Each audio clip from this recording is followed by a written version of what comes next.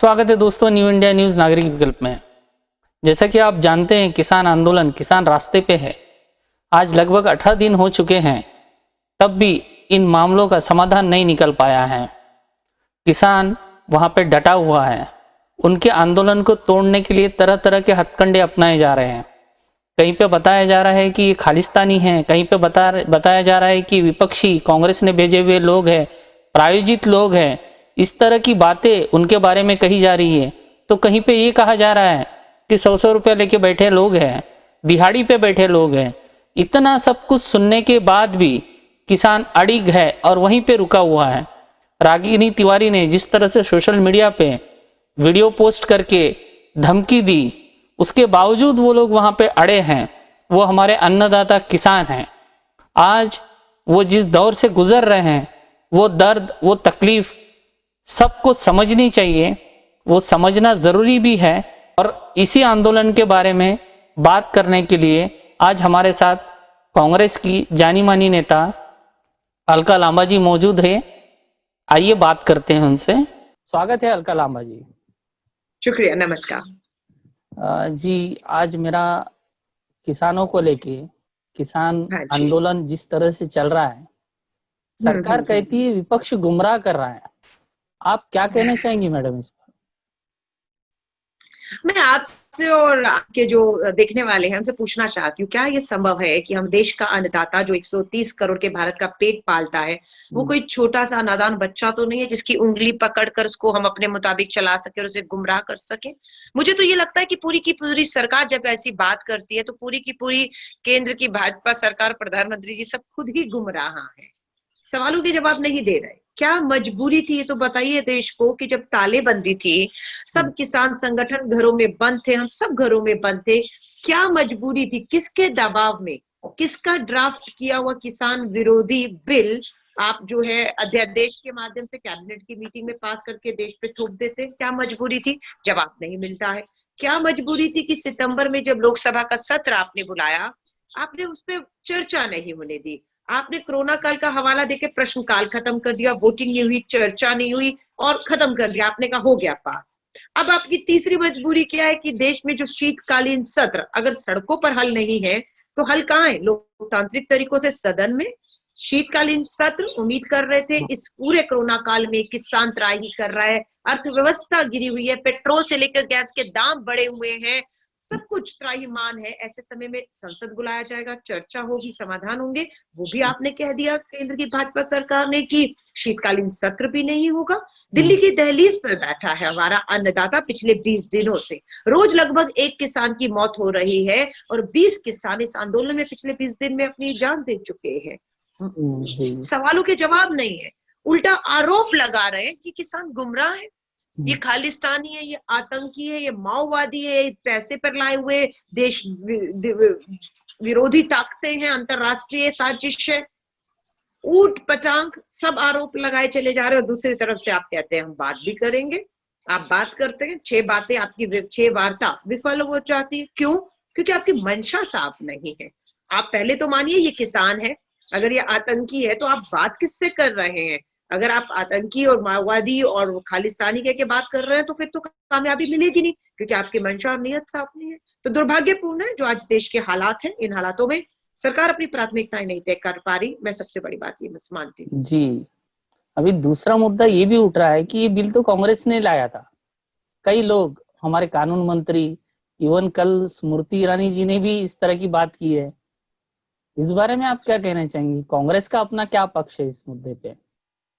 देखिए, कांग्रेस की 10 साल डॉक्टर मनमोहन सिंह जी के नेतृत्व में सरकार रही। बिल्कुल जो कृषि रिफॉर्म्स हैं वो होने चाहिए और हम भी उस पे भरोसा करते हैं कि रिफॉर्म्स की समय समय पर, समय के साथ जरूरत है।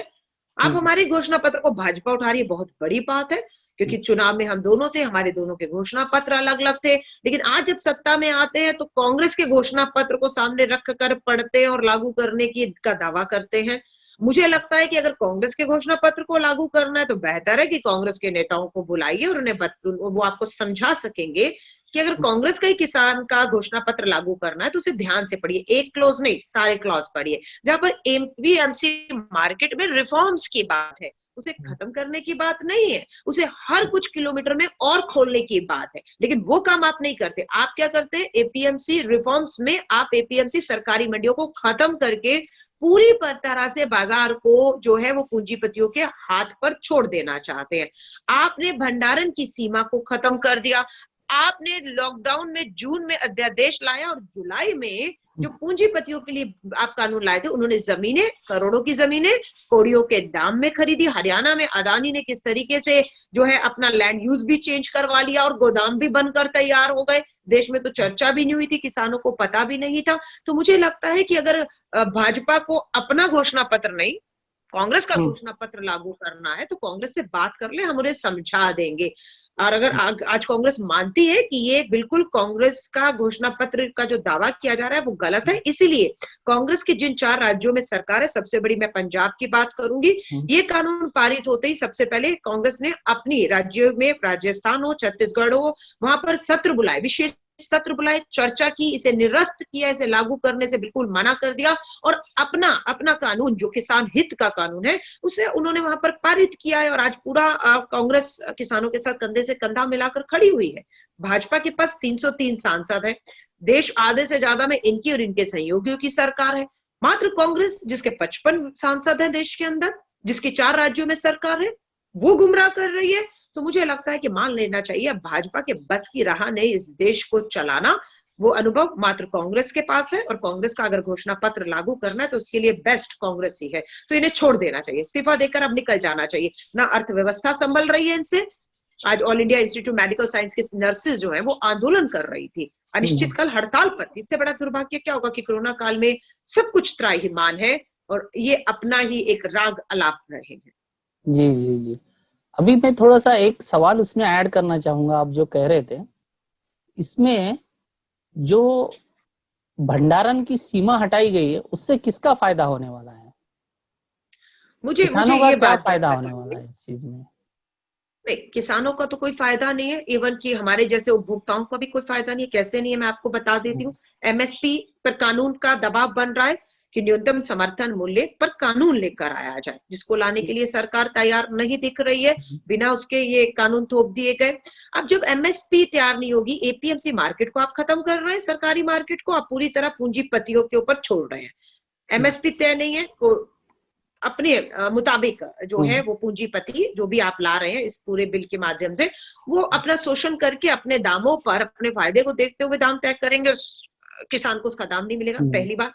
दूसरी बात, वो अपने मनचाहे दाम पर खरीद कर भंडारण की जो सीमा खत्म करने से क्या है, जो गोदाम उन्होंने तैयार किए, तालेबंदी में सब कुछ बनता, लेकिन पूंजीपति लगातार इस कानून के बाद अपनी जमीनें खरीद के भंडारण के अपना बना रहे थे, उसमें ये इसे जमाखोरी करेंगे। जब जमाखोरी हो जाएगी, उसके बाद सरकार ने अपने कानून में कह दिया जब तक 100% दाम नहीं बढ़ जाते हैं सरकार हस्तक्षेप नहीं करेगी। तो बिल्कुल ये पूंजीपति किसानों से कम कीमतों पर लेकर इसे जमाखोरी करेंगे और जब दाम बहुत ऊपर हो जाएंगे तब ये अपने सामान को अपनी कीमतों पर, अपनी शर्तों पर लाएंगे, जिसका नुकसान उपभोक्ता पर होगा, महंगाई बढ़ेगी। आप समझ रहे हैं? तो सिर्फ पूंजीपति जो है वो करोड़ों में खेलेगा और बाकी सब जो है त्राहिमाम हो जाएगा।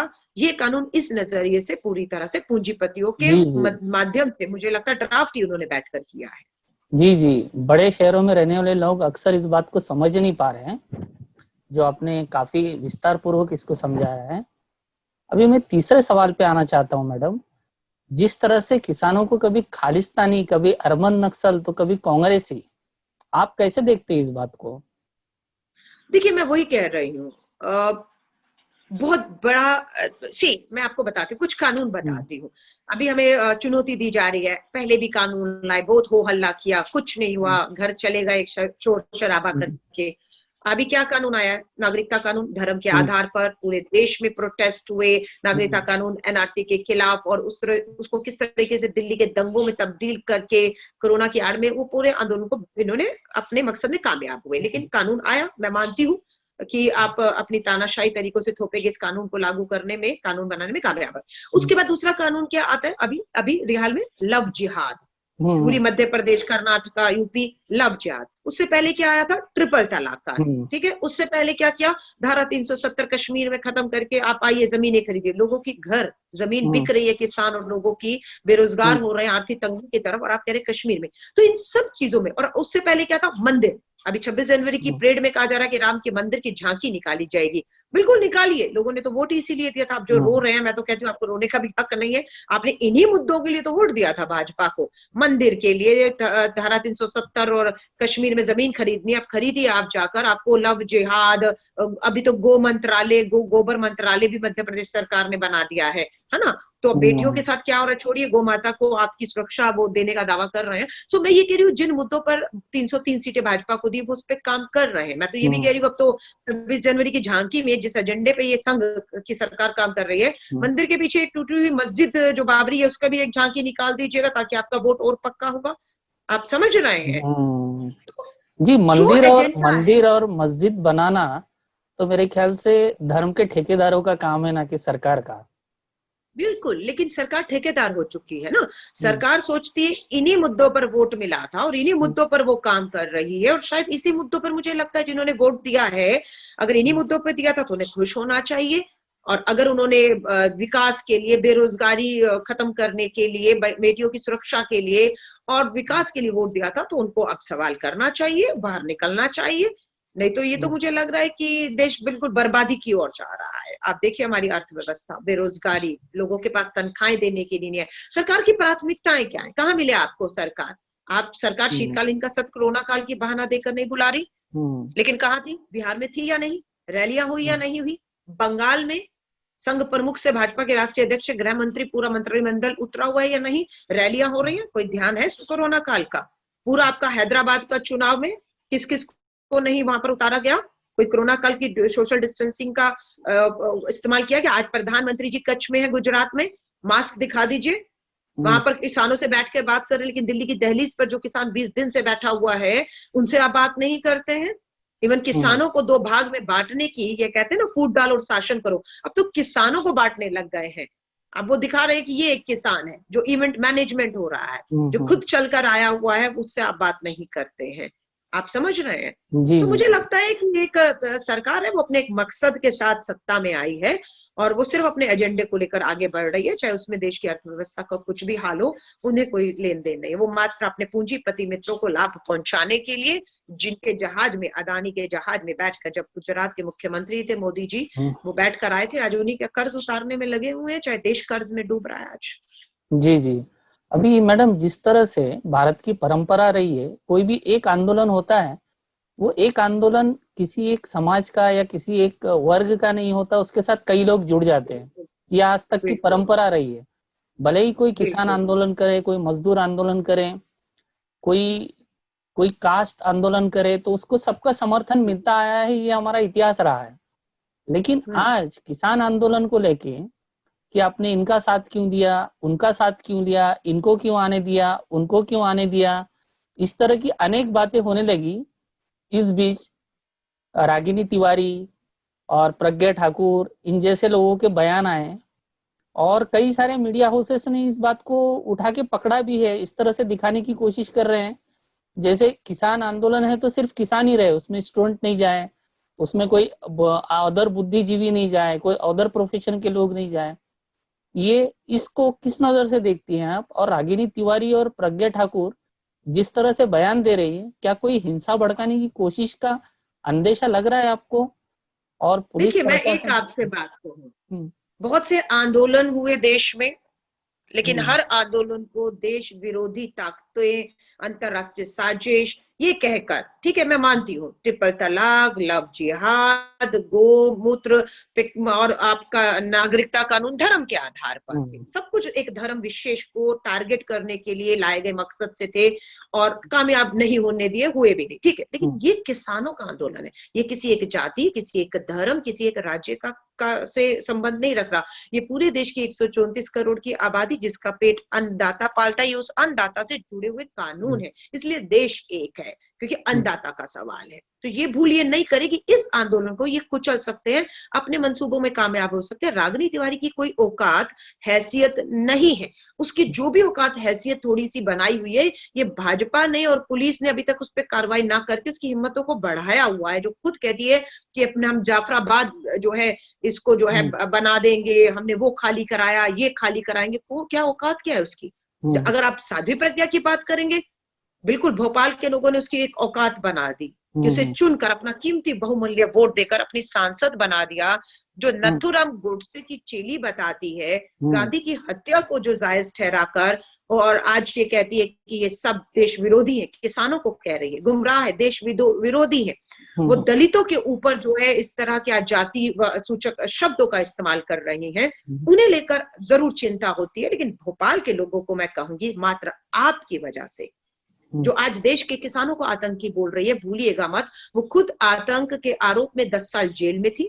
मात्र बेल पर जेल से बाहर आकर हमारे ऐसे कानून है कि ऐसे लोगों को भी चुनाव लड़ने की इजाजत दे देते हैं। भाजपा जैसी पार्टियां टिकट देती है और भोपाल के जैसे लोगों ने उन्हें वोट देकर आज उसका खामियाजा पूरे देश को भुगतना पड़ रहा है। जी चिंता इन्हें लेकर है कि जी जहर अलका जी। उगल रहे हैं में बैठकर। दुर्भाग्यपूर्ण है, बहुत दुर्भाग्यपूर्ण है कि देश के अन्नदाता को ये सब सुनना पड़ रहा है। ये कहा जा रहा है उनकी जो माएं हैं दिहाड़ी पर लाई गई 100-200 रुपए की महिलाएं हैं। मैं मिली हूँ एक युवा किसान से, बहुत आहत था, वो बहुत आहत था। उसने कहा बहन मेरी गलती ये हो गई कि मैं अपना हल छोड़कर दिल्ली की दहलीज पर दिल्ली की सत्ता से न्याय मांगने आ गया और मुझे आतंकी कहा जा रहा है और मेरी माँ को कहा जा रहा है कि ये शाहीन बाग की माओ की तरह बिरयानी और लालच में और दिहाड़ी पर लाई गई। वो बहुत आहत था। उसने ये कहा कि अगर मैं हल छोड़ दूं और मुझे आतंकी कह रहे हैं, आतंकी मतलब जिसके हाथ में बंदूक हो, आप सोचो ये मुझसे क्या मुझे बनाने के लिए बोल रहे हैं। तो मुझे लगता है आग से खेल रही है ये सरकार, जिसमें पूरा देश झुलस सकता है। हाथ जोड़कर निवेदन करूंगी, मत खेलिए इस आग से, बात करिए, रास्ते निकालिए। इस देश को जो बिल्कुल गड्ढे में जा चुका है उसे निकालने में हम सब अब एक होना पड़ेगा, पर सरकार नहीं चाह रही। हम सबके पास सबसे बड़ी चिंता और दुर्भाग्य की बात है। जी जाते जाते मैं आपसे एक गुजारिश करना चाहूंगा, जो बड़े सिटी के लोग हैं, जो बड़े शहरों में जो लोग रहते हैं, वो अक्सर किसानों की परेशानी नहीं समझते और वहां पे क्या हो रहा है वो भी उनको समझ में नहीं आता है। तो जाते जाते एक संदेश उनके नाम आप दे दीजिए कि वो इसको किस तरह से समझें। देखिए, मैं दूर के शहरों की बात नहीं करूंगी, भारत की राजधानी है, दिल्ली है, सबकी है। मैं यहाँ पली बड़ी पैदा हुई, संघर्ष देखा है। और मेरी ही दिल्ली की दहलीज पर, मैं दिल्ली के 2 करोड़ लोगों को कहूंगी, हमारी दहलीज पर हमारा अन्नदाता 20 दिन से बैठा है, खुले में ठंड में बैठा है, बारिश में बैठा है, 20 किसानों की जान चुकी है। हाथ जोड़कर कहूंगी, मुझे मालूम है दिल्ली की सरहद को सील किया जा सकता है जब ये आंदोलन बढ़ेगा, क्योंकि सरकार समझौता बात करने को तैयार नहीं है, रास्ते नहीं खुल रही। तो हमारे पास रास्ता है कि हम सरकार के साथ शामिल हो जाएं, जो आतंकी बताते हैं, नक्सली बता रहे हैं हमारे अन्नदाता को, और या हमारे पास रास्ता है कि हम इस अन्नदाता की ताकत बनकर इसके साथ हो रहे अन्याय, इन काले कानूनों के खिलाफ खड़े हों। तो मैं देश के दिल्ली के लोगों को कहूंगी, 2 करोड़ की दिल्ली को कहूंगी, हमें सच में नहीं मालूम है हमारी थाली पर खाना कैसे आ जाता है। एक किसान ने कहा कि मेरी माँ जो है वो रोज किस तरीके से गाय के गोबर, आप आकर खड़े तो हुई, ये जो दूध निकालती है और आपके घर सुबह आँख खुलते से दूध की थैली, दूध पहुंच जाता है। मेरी माँ रोज गोबर में कपड़ों में सनी हुई थी, जिससे आप लोगों को शायद बदबू आती हो, आप खड़े भी ना हो, वो मेरी माँ काम करती है। आप समझ रहे हैं, वो किसान, हमारी थाली पे खाना आता है, हमें पता ही नहीं सच में किस फसल की कितनी ऊंचाई होती है, किसमें कितना पानी डलता है, किसका महीना कौन सा फसल, हमें नहीं मालूम, क्योंकि किसान ने हमारी जिंदगी को इतना आसान कर दिया है। आप समझ रहे हैं, भुखमरी से देश को बचाने पर, इस देश को कृषि प्रधान बनाने में मैं दिल्ली के लोगों को कहूंगी, हमें मालूम है हमारी परेशानियां आने वाले समय पर अगर ये आंदोलन यूं ही रहा बढ़ेंगी, लेकिन हम उन परेशानियों को, कठिनाइयों को उठाने के लिए हमें तैयार होना होगा। जब हमारा अन्नदाता हर परेशानियों के बाद इस देश का किसान और उसके हल को, भविष्य को बचाना चाह रहा है, जो हमारी अर्थव्यवस्था की सबसे बड़ी रीढ़ की हड्डी इस आर्थिक दौर में भी बनी रही, मैं कहूंगी ताकत बने रहिए। थोड़ा सा परेशानियां होंगी, हम लोगों को, खासतौर से दिल्ली के लोगों को, हमें सहन करना है, लेकिन हमें अन्नदाता की ताकत बनकर खड़ा होना है। मैं अपील करूंगी, सह लीजिएगा कुछ समय के लिए, लेकिन अगर हम दिल्ली के लोग, 2 करोड़ दिल्ली के किसान अन्नदाता के साथ खड़े रहे, तो देश का अन्नदाता जीतने का मतलब है कि देश की जीत होगी। ये कृषि प्रधान देश जो है, ये 135 करोड़ लोगों को भुखमरी के कगार पे नहीं जाना पड़ेगा। इसका पेट जो है वो भर पाएगा। बस यही निवेदन करूंगी। जी, जिस तरह से आपने दिल्ली की जनता से आह्वान किया है कि अगर रास्ते बंद होते हैं और आपको तकलीफ होती है तो कुछ दिन तक आप ये तकलीफ बर्दाश्त कीजिए, ये सोचकर कि अन्नदाता के लिए हम इतनी तकलीफ बर्दाश्त करें, जो कि साल भर हमारे लिए पसीना बहाता है और कभी उफ नहीं करता, उसको कभी सही दाम नहीं मिलते। तो आज दिल्ली वालों की भी परीक्षा है कि आपको भी बर्दाश्त करना है और अपने अन्नदाता के लिए बर्दाश्त करना है। अलका जी, इतिहास याद रखेगा। जी अलका जी, आप आइए और आपने आपका कीमती समय दिया, उसके लिए बहुत बहुत आपका धन्यवाद। शुक्रिया।